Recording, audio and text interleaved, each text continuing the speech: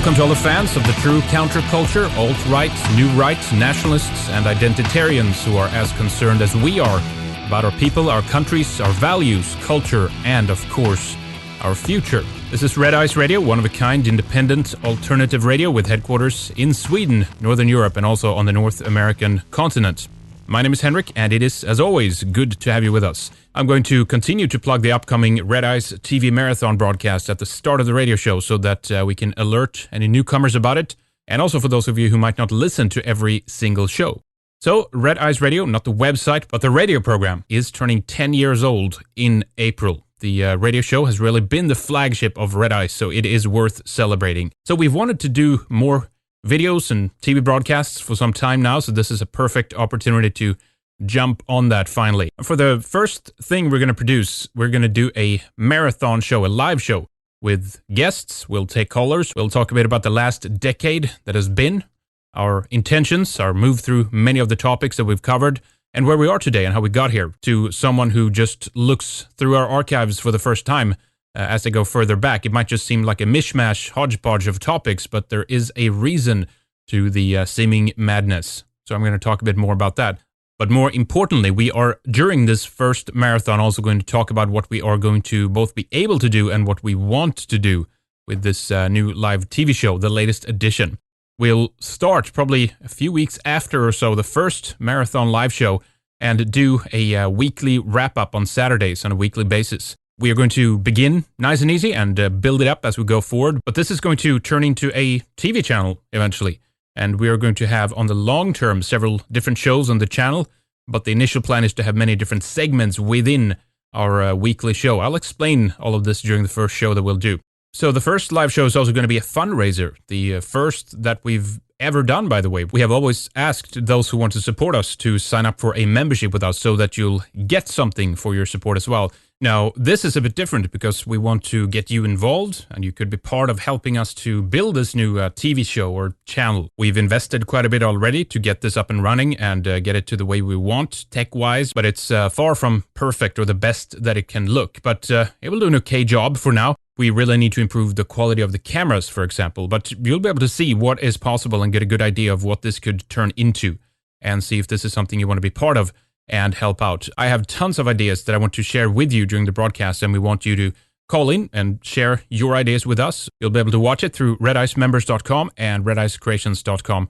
We're also going to look for correspondents and reporters. I'll explain this during the show, but anyone who wants to be part of the show so that we can get our people, our perspective, our views out on the streets, into the field, and utilize the great network that we already have out there and cover some of the stories and events as they unfold from our perspective instead of relying on the mainstream media and the cucks setting up their own faux opposition to it. So we're looking at the end of this month, Saturday, April 30th. This is actually Walpurgis night, and it's a good time to do it. We've not yet decided the time of day. We'll probably start evening Central European time, afternoon, late afternoon, Eastern US time.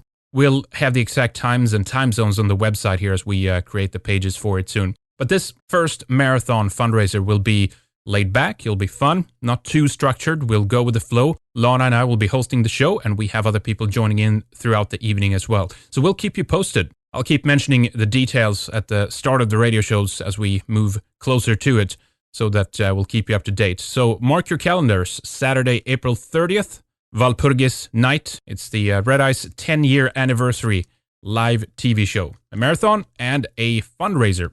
It'll be a lot of fun. You definitely want to be part of it. It's going to be the beginning of something really good and important.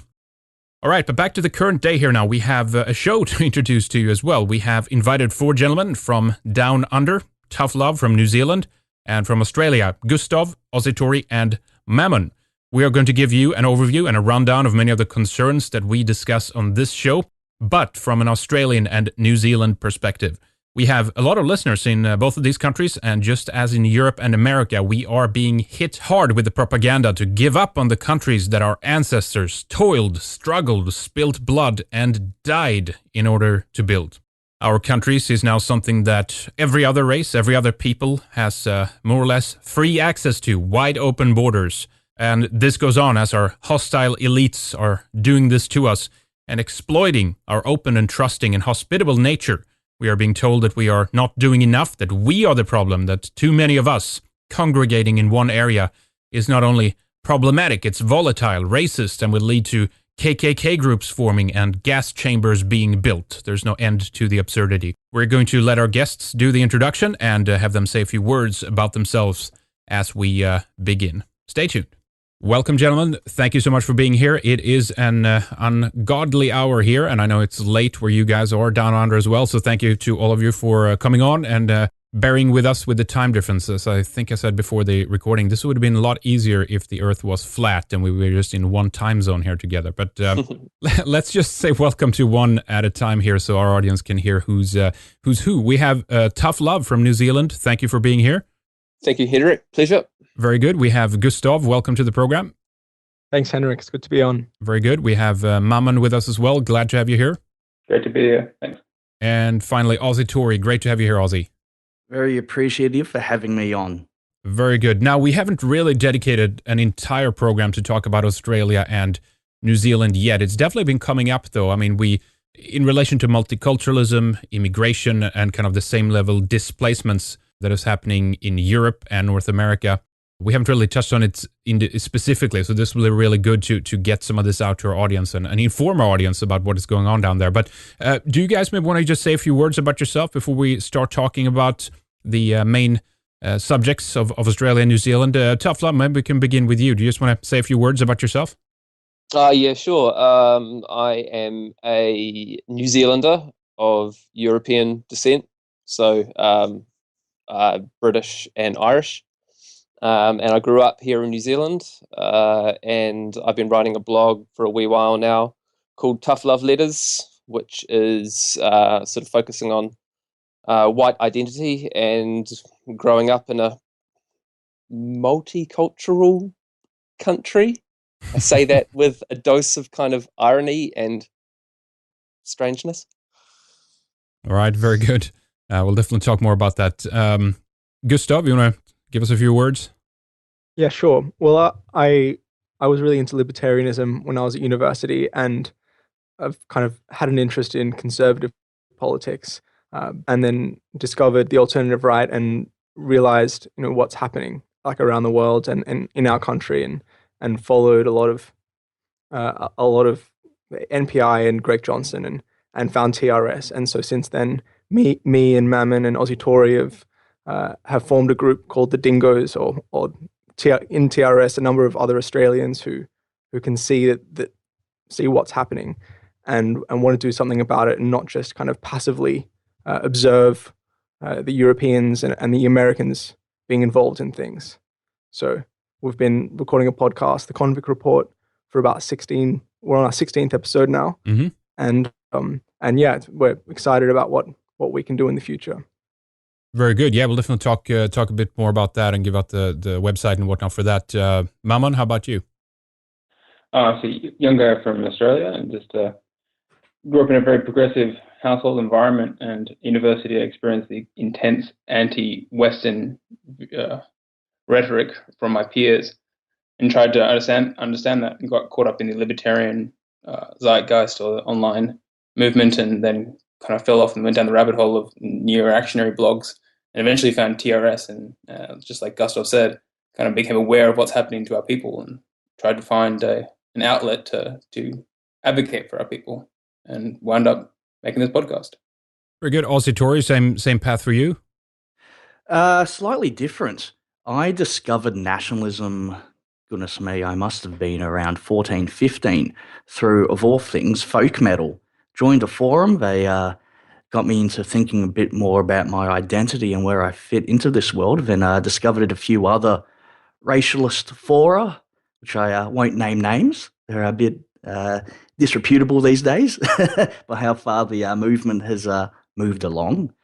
Got active probably my first year of uni. So I've been active in various conservative, traditionalist, nationalist groups for close to a decade now. Stumbled upon TRS a few years ago, became an avid listener with the Daily Shower, joined the forum that came up, met these fine gentlemen, and we decided to start our own podcast, A Convict Report, and now our own website, thedingoes.xyz. And the rest is history, as they say. All right, very good. Now, well, let's begin with Australia. I mean, I've heard from, as I said, from a few listeners about what is going on with immigration, the rise of Islam, I would say Asian colonization. But what really surprised me was when I saw some of the violent demonstrations that Muslims were doing, etc. Really caught me off guard, to be honest. But guys, let's just we'll talk about New Zealand after this too. But let's talk a bit generally about what is going on in Australia, and maybe you guys can give our audience an idea of what is happening there right now and how you would explain this to someone who's an outsider. Who would like to pick up on that? So Australia faces similar challenges to the United States and Britain and Europe in terms of having a Muslim minority that is supported by the mainstream media and by the government in agitating a kind of victim complex and railing against mainstream Australian culture as a racist, sexist, intolerant, hateful, and bigoted, ugly culture that's really beneath theirs, which is rich and vibrant and so on. And so, whipped up by media commentators and even our own kind of government, our government media outlet, the ABC, we've had a series of violent Islamic demonstrations. In 2012, when someone insulted the Prophet, there were violent demonstrations in the city. There were the Cronulla riots, which were mostly whites having a gathering in response to a series of attacks by Muslims in white areas of young women at the beach, which was spun by the media as a kind of white racism, when there was a lot of background to that, and that's kind of been a big talking point since then, that Australia is a racist society. So I think if you're in Europe or in the US, you can relate very much to the Australian circumstance, because we had a homogeneous white society right up until the 1970s, when our policy was changed by a similar process of leftist Trotskyist elites infiltrating our government and our bureaucracy and pushing for multiculturalism, especially from a particular ethnic group. Right. I mean, I think in Australia, the Fabian Society have been fairly big. It's been a powerful branch of the British, Big Brother system over there. And in many regards, it seems that it's kind of, in terms of identity or whatever you want to call that, it seems like Australia is struggling in many regards with the same issues that America is, that due to the fact that it's not, the European heartland, we had Europeans moving into this area. It's, the nation is, a few hundred years old, a little bit more. And this is causing those situations to basically be turned against Australia, and as it is in America, right? That you guys are the invaders, and is it difficult for you guys to kind of like assert your identity as being tied to Australia? Is that how the government is using it against you guys in the same way they do in America? Yes, they say that we're all immigrants and that we're all equal and that we all came here by boat, and that there's no difference between an Australian farmer whose grandparents or whose forefathers came here in the 1800s and he's a seventh generation farmer, and then a Chinese man who's arrived 2 months ago, that we're all just as Australian as each other. So there's a fundamental denial of Australianness, and that there was an authentic Australian culture that was European and British before the change of our immigration policies. Yeah, exactly. Anyone else want to jump in on that? Sure. I think Gustav has nailed it quite correctly there, that it's an issue of, we need to look at the geopolitical context for what was happening in the 1950s and 60s and 70s within our region. It was a growing time of Asian nationalism, and the British Empire was ceasing to be the power within the region. Was in 1967, the British had resolved to move east of Suez, so there was no more presence there. And prior to that entire time, from our colonial period up and from the 20th century, that was the big guarantor, the British Navy, of Australia's security in a hostile region. So bringing it back actually to where we are today for your listeners for a comparison, I would say it approaches something more like South Africa, where it was the Right. case of a white. So you've got the Boervolk, the Dutch speakers, and then the later English and British colonists who had their minority rule over against this larger foreign element. And then post was at 90s, it became the reverse of that. So they are themselves the hostile minority amongst a minority in a much more hostile environment. That's what Australia became from the 60s onwards. And one way that a lot of our technocrats thought that they could deal with that was to acquiesce to a lot of the claims of these Asian nationalists, where their nationalism was predicated not so much on a love of themselves, but a kind of hatred of colonialism, and Australia came to stand in for that colonialism. So we had various academics. There was a group called the Immigration Reform Committee operating out of Melbourne University in the 1960s. They released a paper in 1962 which said that in order to engage in the region, we need to have Asians in Australia, because only having Asians in Australia can we have the perspective to engage in the region. That's what they said. Then we had our diplomats in the foreign affairs and trade who said that they couldn't do their job whilst having an exclusionary migration policy, even though that flew in the face of the claims of their hosts in the Asian nations they were staying in, because they were having a very exclusionary policy of kicking out any European elements from their society. So there was this real double standard that came into effect. Now, so that's the broader picture of what was happening. And then out of that picture came this vacuum of an identity in Australia. Because like I was trying to articulate just then, this idea of Australia being tied to Britain and Europe, but particularly in the British Isles.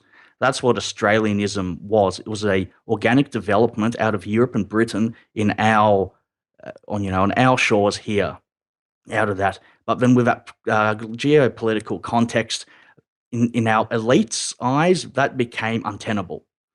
So from 1967 onwards, it's actually a so-called conservative government under Harold Holt.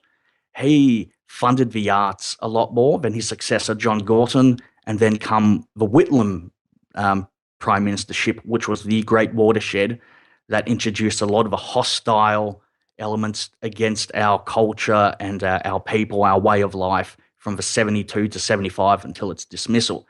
And these greater funded arts movements, they came up with this thing called the New Nationalism, which was an attempt to divorce this ethnic identity that Australia used to have based on Europeanness and Britishness in particular, and base it on values and other left-wing ideology. But the only thing that survived out of that was multiculturalism.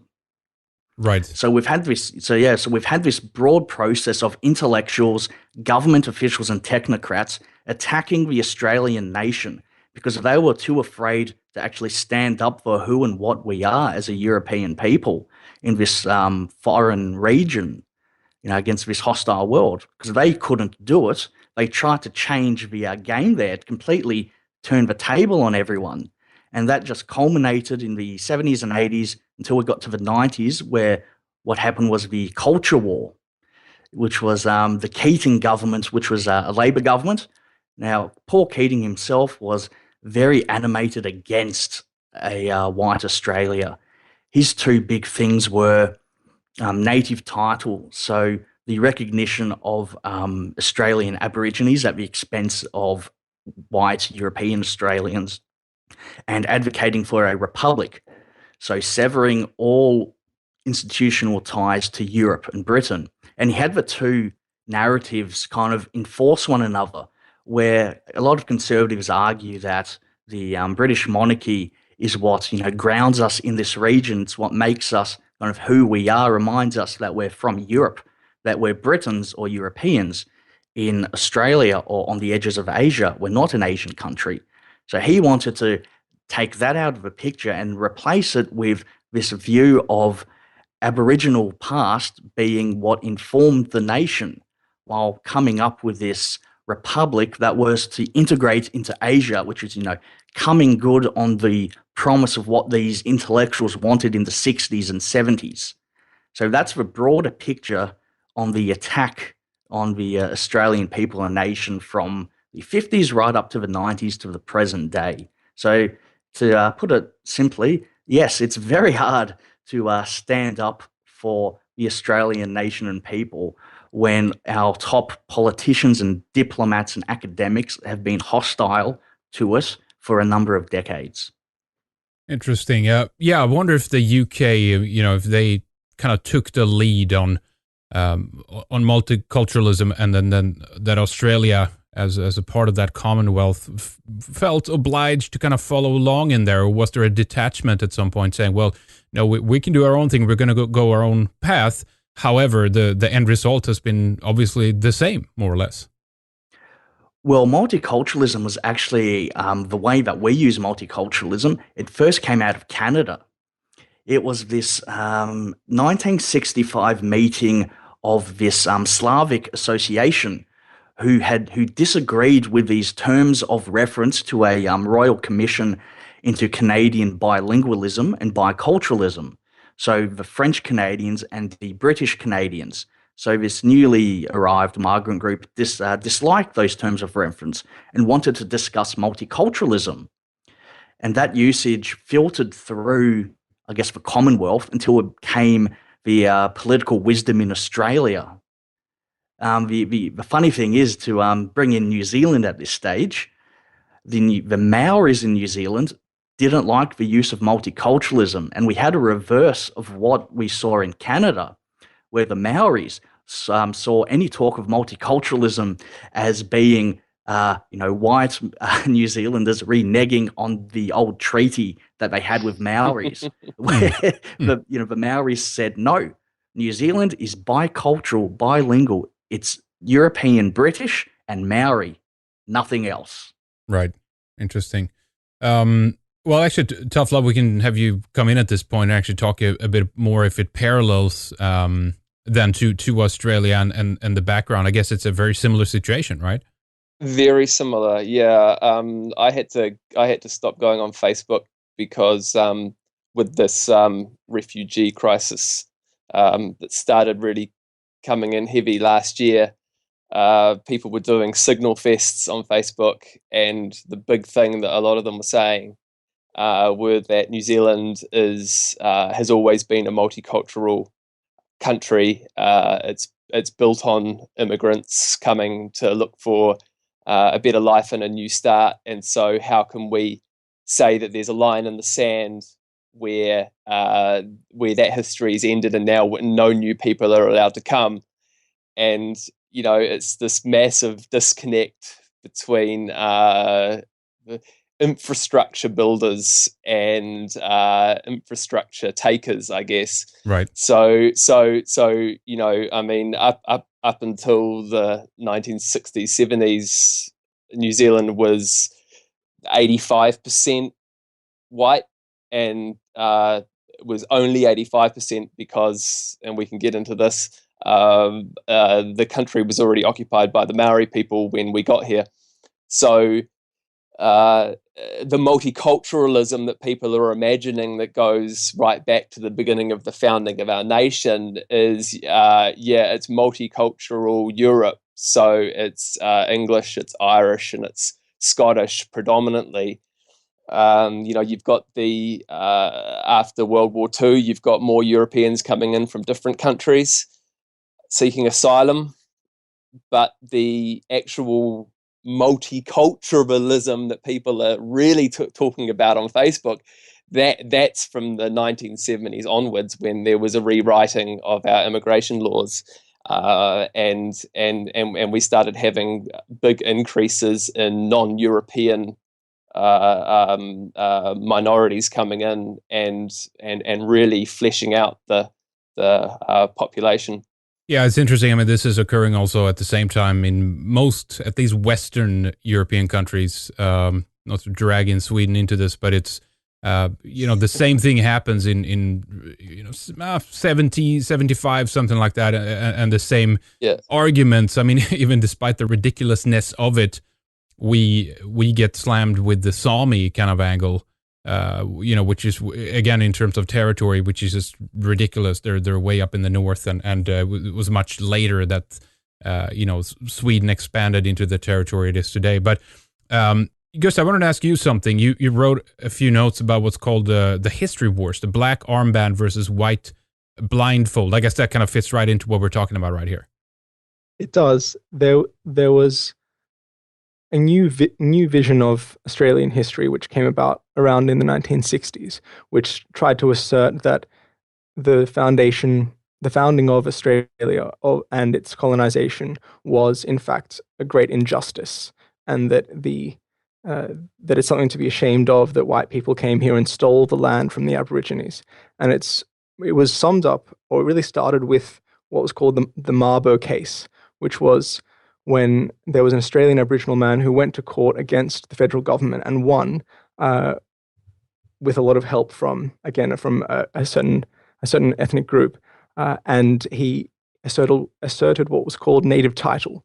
So a native title allowed a level of Aboriginal land rights that wasn't previously possible, and now Aborigines own roughly 10% of Australian land. And so this narrative that colonization was rather than a process of taking over what was considered to be called terra nullius, so vacant land that was uninhabited and wasn't homesteaded. That in fact there were people living here, and there were people living here, but they hadn't developed the land. And the idea that even though there were bad things that happened during the colonization, there's no doubt about it. The idea that there's this grand narrative arc of goodies and baddies, and evil white colonial oppressors, and the kind of Rousseauian savages who were the natives, is what most ordinary Australians think is what happened. That's what we learn at school, and that's what's called what our Prime Minister John Howard from the 1990s called the black armband view of history, which diminishes the achievements of our forefathers and of the settlement and the founding of Australia.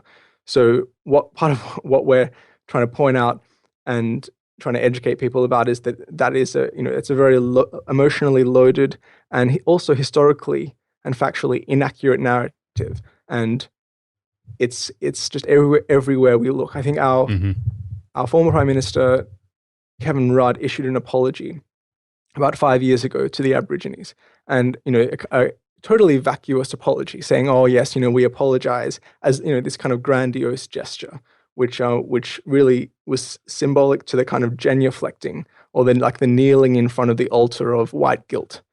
And so this narrative of white guilt is kind of pushed on everyone, and the idea that Aboriginal culture was just as valid and just as sophisticated, and that we can learn so much from them.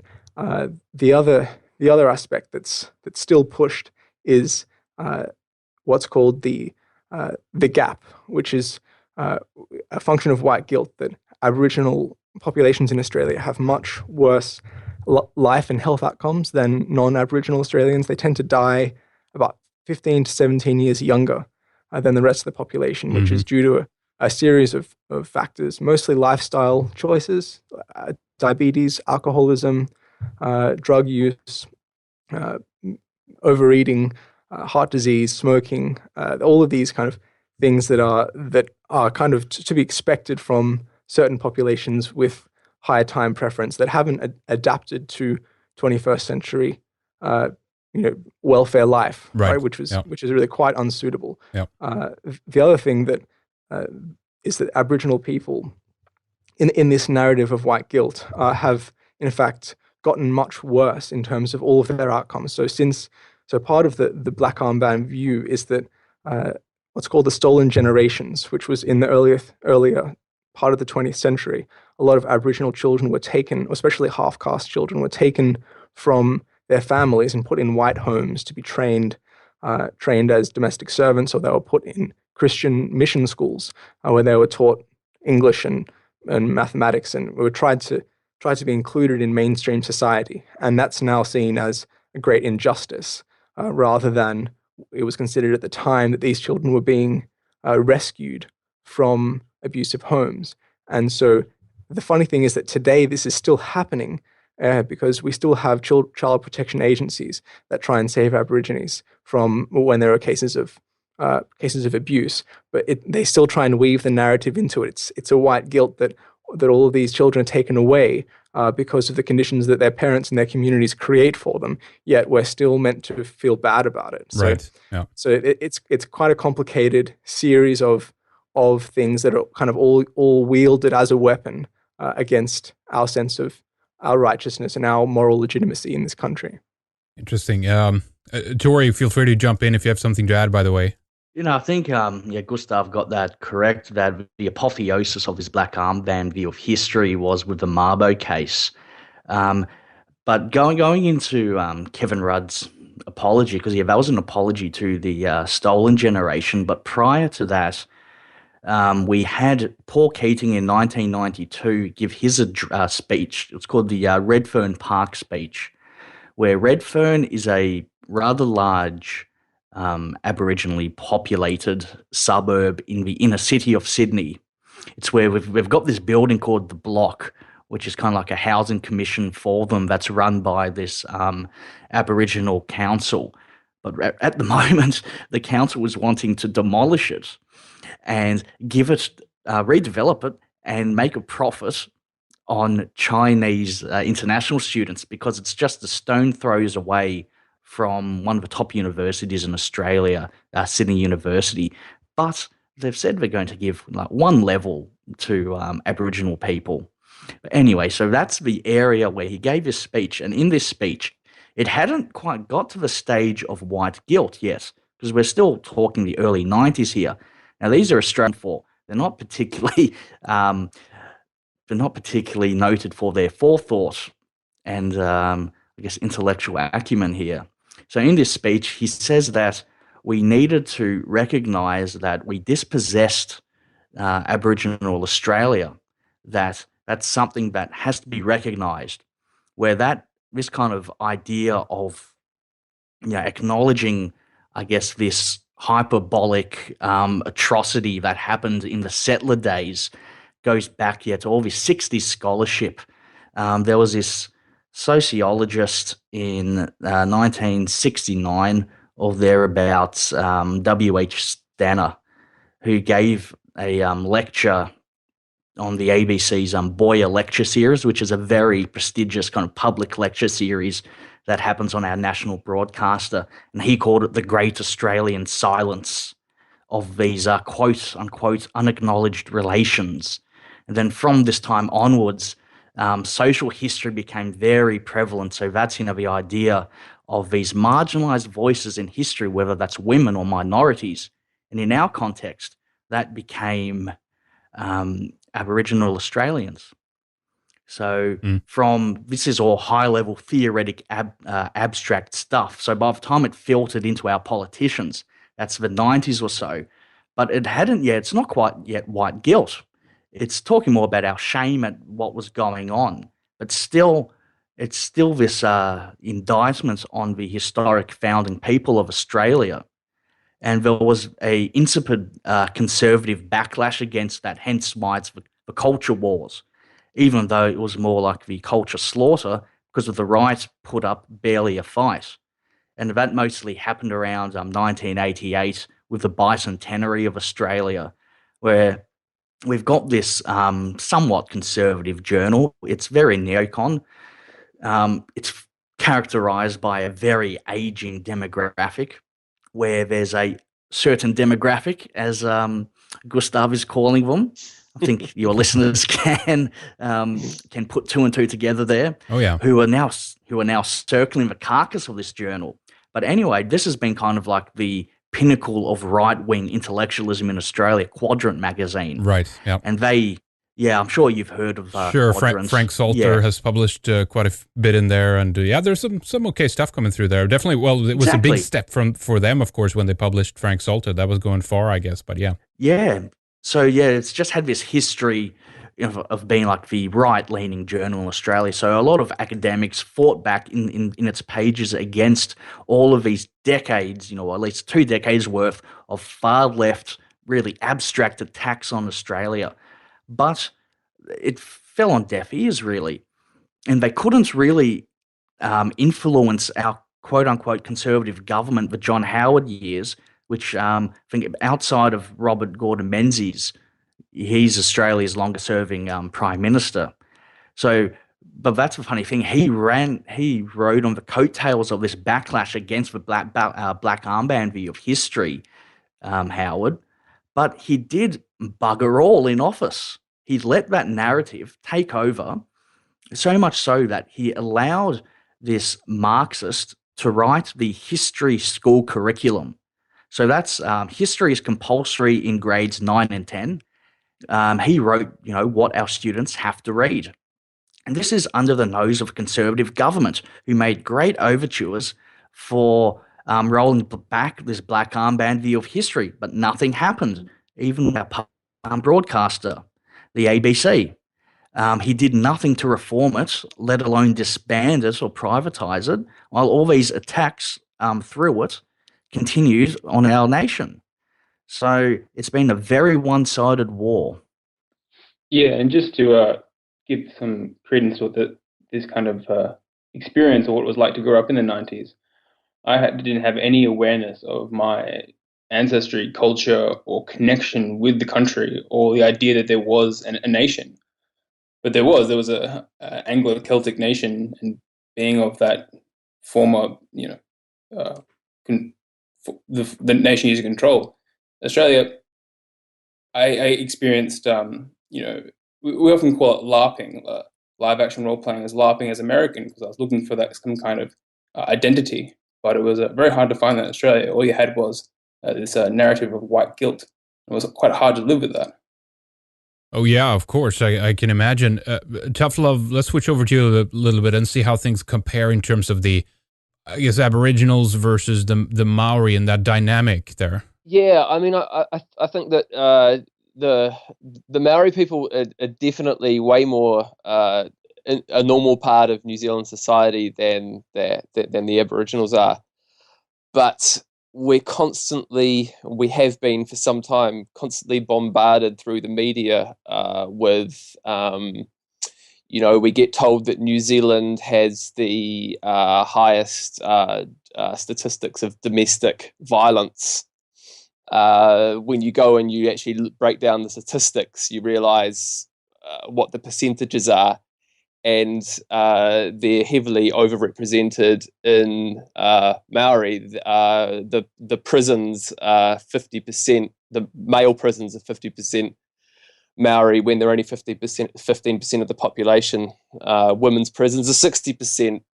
50% of Maori are obese. So it's the same kind of picture. There's an overrepresentation in poverty, welfare, as well. But the justifications given for these are displacement through colonization, this implied attempted genocide by the Europeans that came here on the Maori people to actually just sort of shuffle them off to the side and hope they die off. Systemic racism is a very commonly used excuse for the overrepresentation in crime. So whether it's the police who are picking on them, or whether it's the judges that are sentencing them, or whether it's a negligence and rehabilitation after prison time. But all of this stuff, again, like the Aussies were just saying, it's based on a skewed history that is very, very, very imbalanced against Europeans and towards the quote-unquote indigenous.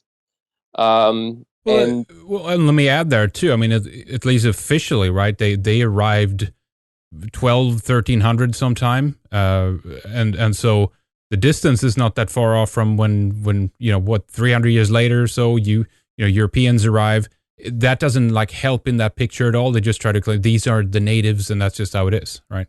No, well, I mean, it's pretty much been institutionalized now that they are the indigenous people, right? Even though, yes, you're correct. It is widely accepted that they arrived somewhere around the 1200s, and that they actually, I think the latest genetic research shows that they actually come from an indigenous Taiwanese tribe, and then they move through Melanesia and Micronesia and Polynesia.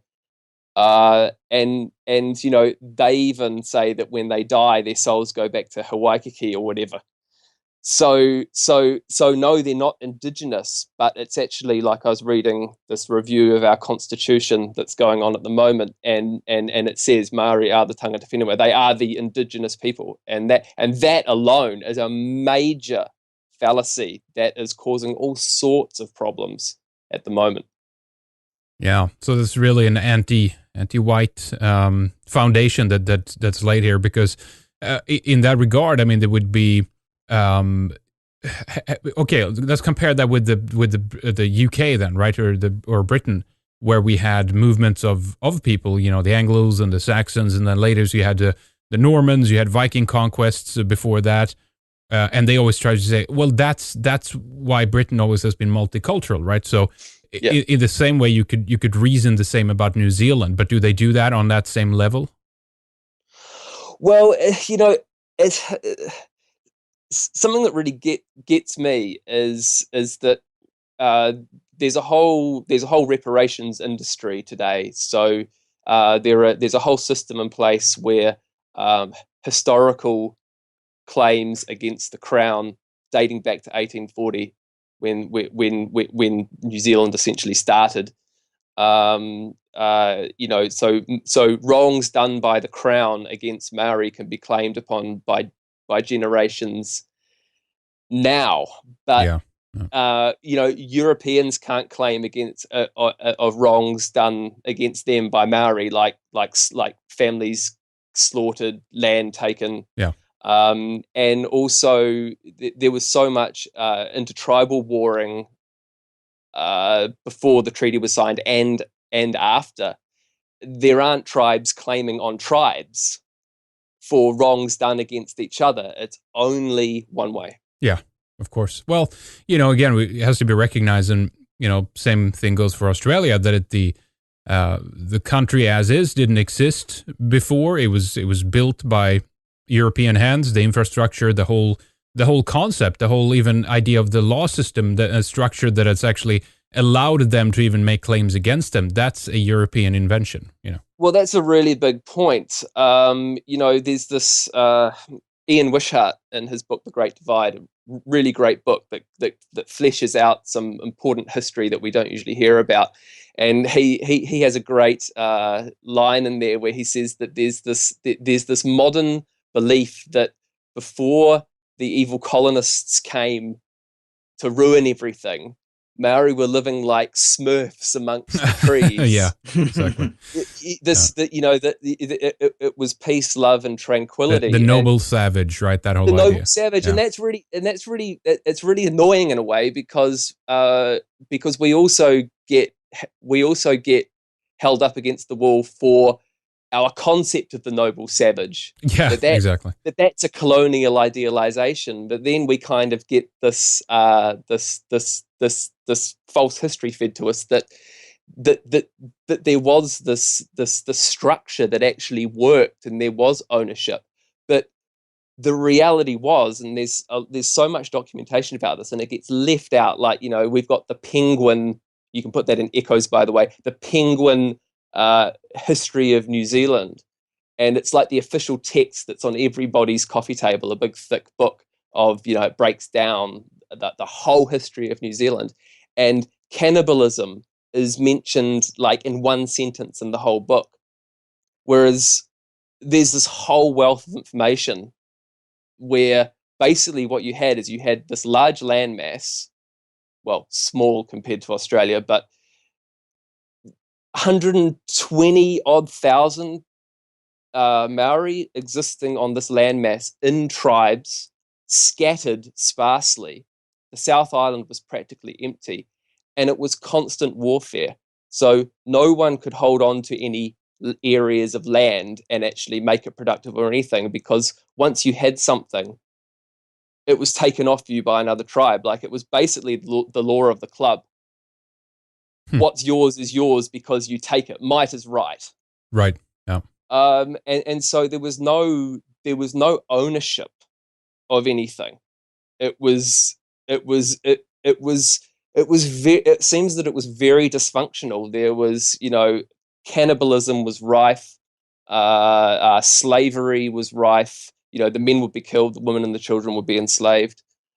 Female infanticide was rife because they wanted warriors. So it's from what I can tell, it's really, you've got to take the official history that we're given today and sort of flip it on its head. Right. Yep. So it's, as you say, when the colonists, when the Treaty of Waitangi was signed in 1840, it was to bring law and order to a chaotic situation, and that call for law and order was asked for by a number of the chiefs of the tribes, because they had already had the missionaries come in and teach them Christianity, and they saw that this was their chance at salvation. There were chiefs who had gone back to England on some boats and visited and seen the productiveness and the order that was there, and they knew that this was actually their ticket to survive and actually have a quality of life. And so they wrote a letter to the king, and then the French were circling around. They really wanted New Zealand for themselves. The British didn't actually really want it. In fact, it didn't really offer anything from the British, but because things were becoming so liberal in Britain at the time, they actually, I mean, you just don't get taught this at school. The well-being of the natives, of the Maori people, was of paramount importance, and there are a number of quotes to that effect that they didn't want to see the native populations go down the tubes like tended to happen in previous colonizations. So New Zealand was the first country where the well-being of the natives was most important.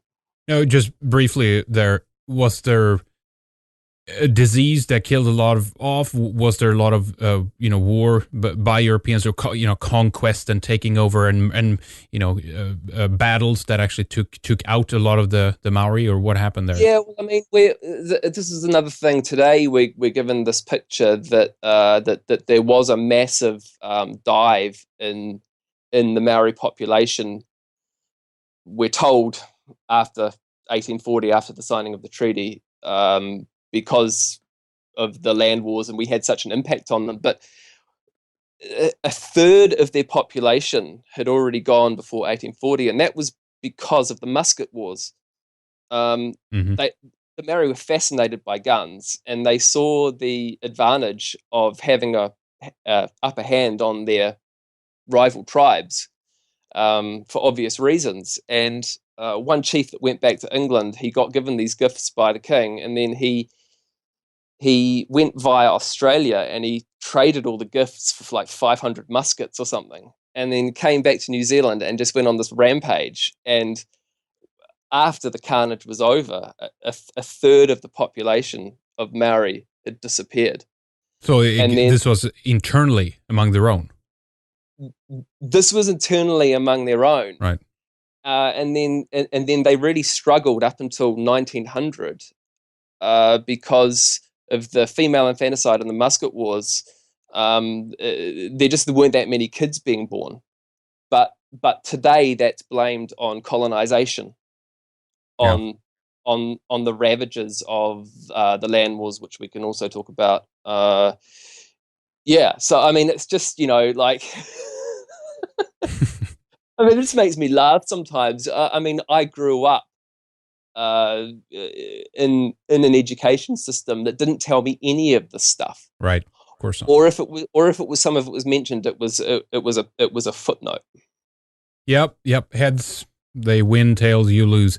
There's endlessly more we can say about the history, but let's talk a bit about how things kind of transpired into today, and shift over to Australia a little bit and talk with the three other gentlemen here, because I think we can all agree that there's a new colonization that's occurring right now in Australia, equally in New Zealand. We have Islamic, Arabs, Middle Easterners, Asians, Indians, and many others. And one of the questions, of course, that we could hypothesize and discuss a bit is, would the same privileges be granted to the Anglo-Celts as a minority with special protection status and everything else that we have granted to other minorities internally? Gentlemen, talk with us about that a little bit in terms of how you see things developing internally in the country. What level is the immigration on, and how are things with demographics? Are Australians being rapidly replaced in the same way that we see in America and Europe? Australia has one of the highest immigration rates amongst the developed world. And I think we receive around 250,000 people a year, which is... I think technically it's actually the highest in the developed world. Yeah, well, possibly the highest. Interesting. So, it's equivalent of about 10% or more of our population each year. So it's a very, very high rate. Each year? 10% each year? Yes. Wow. All right. So it means that the largest group out of that is, in fact, Asian. There's still a substantial portion from the UK and Europe, but it's no longer more than 50%. And in terms of our local demographics, our replacement rate of native European Australians is below replacement, and the replacement rate of our new arrivals far exceeds replacement. So for Sri Lankan, Pakistani, and Indian women, it's more like 3 or 4 child per woman. For Chinese, it's closer to the European rate, but there are so many of them arriving that our demographic future is non-white, in the same way as Europe and the United States, except that we're only receiving 12,000 Syrians, and so we don't have the same swamping as Europe does right now at this point in time. But we're receiving so many by plane that the boats and the lack of border control it's kind of not very comforting when we simply we allow them to come in planes instead. Yeah, because I've heard an admiration for Australia's border, the system of protection. There have been boats, I believe, that have been sunk and stuff like that, but none of that matters, obviously, then, because they're brought in with legal means, as opposed to just walking into Europe as they're doing right now. If they could probably send in way more, but I guess it's just a question of money and doing it fast enough. Well, I mean, we do have a limit, which is a fully subscribed limit each year. So it's not that there could be a whole lot more if more people could get the money together, because there are very long waiting lists for legal and refugees. So we have quotas that are capped, but they're just such high quotas. And the question about the boats is interesting, because we have a kind of the history of Australian immigration is directly linked to boat refugees from Vietnam, where we took in boat people from after the Vietnam War, which was really the start of the non-white immigration to Australia. And so we had quite a tough policy on boats from the year 2000, when there was a boat called the Tampa, which was turned back, and there was lots of kind of kvetching from our media about that. But we had a tough boats policy, which was rescinded by our left-wing government, which then resulted in a huge spike of new arrivals by boat. So it went from just a few hundred a year to over 17,000 the following year, because all people realized that, hold on a second, we can get in by boat to Australia now, because they relaxed the policy. And then our Conservative government reinstalled the old policy when they got into power, which has then stopped the boats. But like you said, as long as people come in planes, that's not going to protect and as long as our native population is not replacing itself sufficiently, then the numbers will eventually not be in our favor. What's happening as a reaction to this? Is there white flight in Australia? There's been protest parties popping up, but most of the reaction has not to do with the Asian immigration.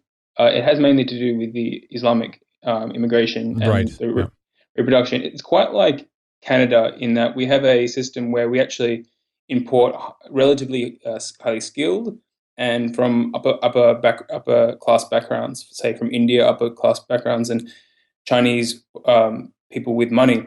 And so we're getting people who are either buying a lot of property or are doing quite well in education, have low crime rates.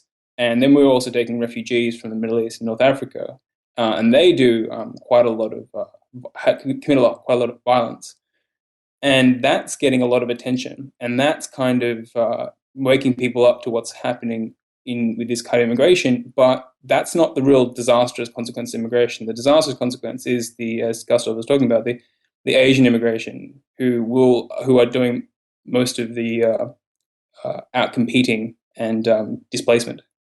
I think it was Tori, you mentioned the Chinese buying up a tremendous amount of commercial and residential property. I think realty is sky high pretty much in Australia as it is in Canada. Yes, they're willing to pay hundreds of thousands of dollars above reserve in order to get these properties. And our laws are set up such that, they can hold on to these properties without even living here. We've got a lot of our own, national realtors actually targeting Asian buyers in their own homelands to purchase Australian property. They call them China desks. Yeah. So our main realtors like LJ Hooker, not even talking about Asian ones, advertising in these Asian, what do you call it? The Asian desk, the China desk. So one recent example, this is just how absurd it is. There was a Tasmanian island up for sale called Ninth Island, which is inspired the name for a very popular wine brand here. Now, it was primarily targeted to Chinese buyers for over $1 million. So, Wow. That's what an absurd example here. But that's not it. I mean, that's a bit of an outlier. It's commercial property that is the big thing. And if you bring this fact up, even though everyone knows it, and every now and again you'll get a shock jock, so on talkback radio talking about this, or there'll be a story on a current affairs show, saying how bad it is that Australians are being priced out of our houses in Sydney and Melbourne. But it seems to dissipate this stink over it. But when someone actually offers a consistent critique of it, that's when everyone gets up in arms with the cries of racism. Where last year, one of these minor parties that Mammon was alluding to, it's called Party for Freedom. It's led by this fellow called Nick Folkes, and he was targeting one of the main areas where they're buying up in Sydney, in our a very wealthy area in the North Shore, Lane Cove and that kind of area. And so he was distributing flyers talking about being invaded by the Chinese. They were going to these auctions and protesting against, and it's quite actually, once again, the absurdity of it all, like an all Chinese audience at the auction, from the mainland, not even people born here at these auctions for these rather prestigious locations. So they were doing that. So they had the mayor offside. The mayor, gave some blustering speech about community cohesion and there's no problem. The problem is racism from these bigots. And then what really angered me was Anthony Roberts, who's meant to be part of the conservative faction of our so-called, our de facto conservative party, the Liberal Party. So he's a state member. So he's the local member there in our state parliament. Mm-hmm. And he actually referred the Party for Freedom onto the police for their, for their activism. Yep. That's just disgusting, absolutely disgusting. So yeah, this absolutely double standard, every now and again, like it just boils over. You can't hide what's happening with us being priced out of our places in Sydney and Melbourne in particular. But if you actually try to offer a proper critique of it, you get called racist. Yep. I think the housing issue is actually the most serious thing facing young Australians, because there are actually many multiples of a yearly earning. And in Melbourne alone, and it's similar to Sydney, last year the housing price went up 10% in 1 year, and that's already on a decade of a boom. So inner city houses, small places, even very shabby, no renovation, going over $1 million. Yeah, amazing. And that's just impossible for a young family to buy now. Yeah. And so this is, leading to lower family formation, people having to choose different careers and different lifestyles. But still, as Tori said, you can't talk about it. And there seems to be there's a bipartisanship on both sides. On the left, you have these people importing these people for voters, giving out welfare, and you also have another big issue is the education sector, which is one of Australia's biggest technically exports. And there's hundreds of thousands of foreign students coming in who pay exorbitant fees to these institutions, and then usually become citizens or permanent migrants afterwards, permanent residents afterwards. And they claim we need these people because we have a skills gap, and we need these people for growth. And a lot of it, again, is quite like Europe and Canada and America, where we need these people to secure our pensions. And so this is betrayal on all over the politics. Yeah. And we're kind of a voice in the wilderness. Yeah, the question is how long it can this abuse can go on, and if the economy can take it. How is the job situation, would you guys say, in Australia generally? Unemployment is relatively low, but as usual, there's always some kind of understatement of the true level of unemployment, because you can be employed for 2 hours a week and be counted as employed, and the kind of employment is very unstable. Our traditional industries of manufacturing and agriculture have declined substantially. Now we don't really make anything ourselves. The mining boom is coming to an end, so that's kind of papered over our economic problems for the last 10 to 15 years. And so most of the prognosis, even in the mainstream, is that Australia is looking down a rather bleak economic future in the medium to long term. I think it also matters where in the nation. So you have Melbourne and Sydney, which is basically receiving most of the migration, and also internal migration from elsewhere of the country. But yeah, outside Melbourne and Sydney, there isn't a lot of growth. And in regional parts, say in regional Victoria, outside of Melbourne, there is actually no growth, and there's negative GDP. And if there wasn't basically apartment construction in Melbourne, Victoria as a whole would not be growing, the state Victoria. And so that's an indication, which is that we're trying to fuel this. Australia's had 20 plus years, basically all of our lifetimes have had no recession, which is kind of unheard of.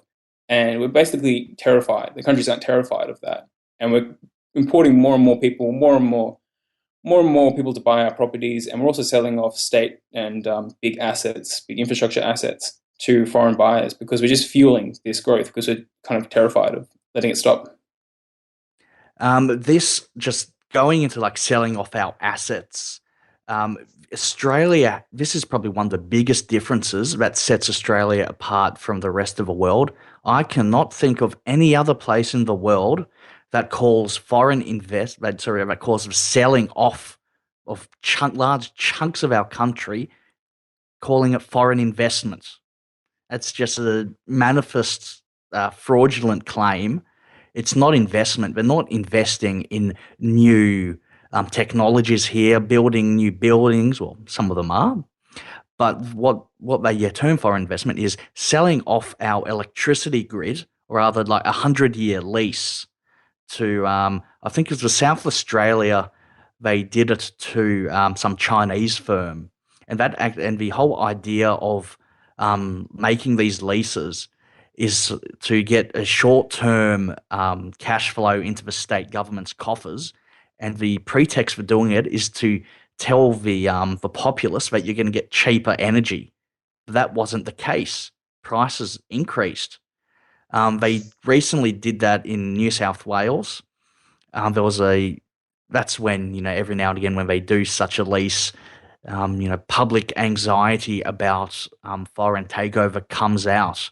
And, it's kind of like the pressure valve, the safety release that the media lets off a bit of steam before resuming to the usual, anti-white bigotry that they have.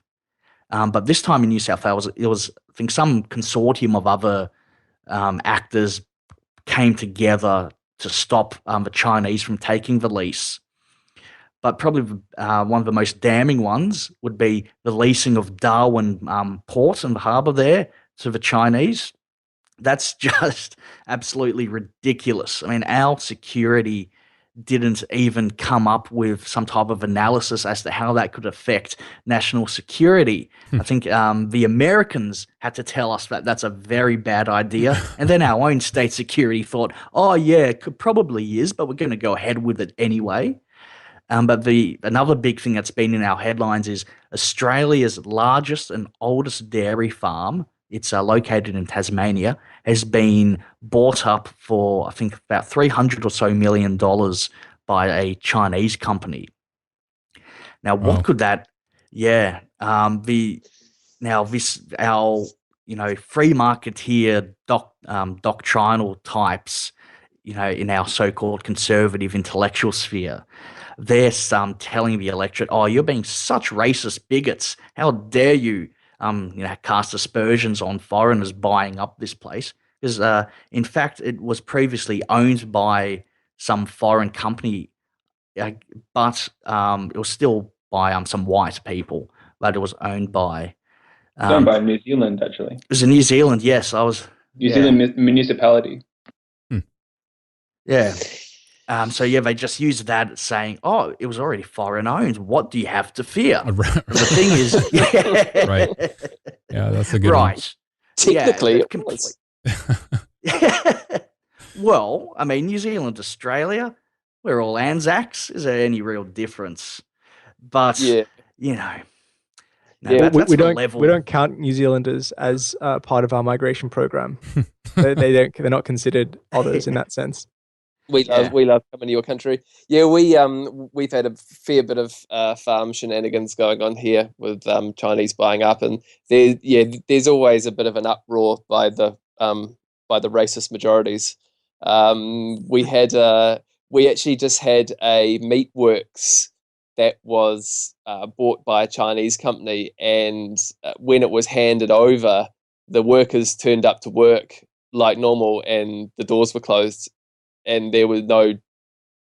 I'm not sure that it was that there was no jobs for them. It's that there had been absolutely no provisions or plans for it to keep running.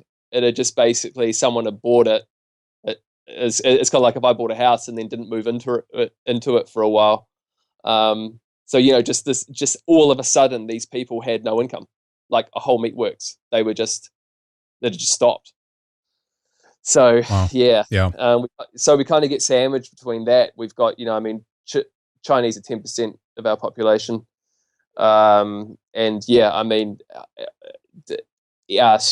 heaps of students buying up properties. Whole sort of suburbs in cities become Chinese. Every time I go to Auckland, like the central city is just becoming like you can't read the signs.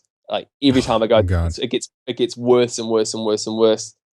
Then we've got Polynesians coming over because New Zealand is like a realm. So we've got a small handful of Pacific islands that they can come in. So they're like 7%. So we're 30% non-white, which really is like we're so entrenched in it now that a lot of people just don't see the wood for the trees. It's just seen as nature. Yeah, guys, there's so many parallels to what's happening in North America and Europe, even with the with realty and farms and these kinds of things as well is very interesting. It's almost like someone is planning it while rubbing their hands in glee. But let's talk a bit more about this after a short break. We're just kind of getting warmed up here, really, but we have much more to discuss. So, I want to talk more about this aspect, if it's just financial or and who's promoting it and who's allowing it to happen, and also, of course, we need to discuss what the response to this should be, right? How we organize. How we plan to turn this around, and then we can discuss a bit more about, there's many different factions here, and Islam is a more tangible, radical in your face one, but there, as we've spoken about already, the financial aspect and what the Chinese are doing is equally worrying, if not even more, because they don't, to a certain extent poke out, if you will, in the same sense that Islam is doing, and that's where the major reaction initially will be. But let's do this before we just take a short break here. Let's just talk about some of the websites where people can listen to the show. I think you, Tough Love, you have also a website you wanted to give out, but let's begin with the podcast. And if you guys have any, Twitter, handles or Facebooks or anything like that you'd like to give out, if you want people to reach out. So please go ahead, our Aussie gentleman.